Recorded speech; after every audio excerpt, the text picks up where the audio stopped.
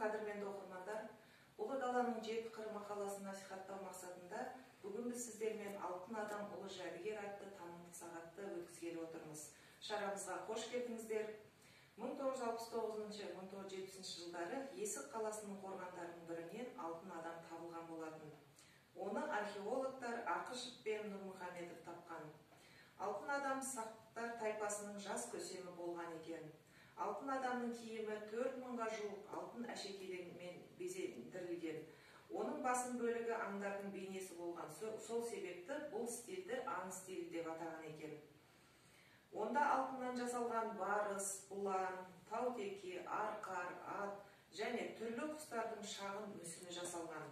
Сондықтан да алтын адам деп аталып кеткен екен. Алтын адамның бас киімі қазақ киімі үлгілеріне ұқсас биік, шошақ, төбелі болып келген. Оның ұзындығы шамамен 70 сантиметр болған.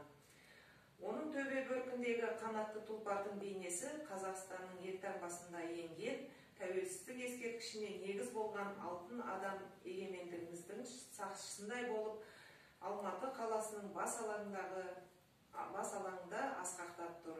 Алтын адам біздің тарихи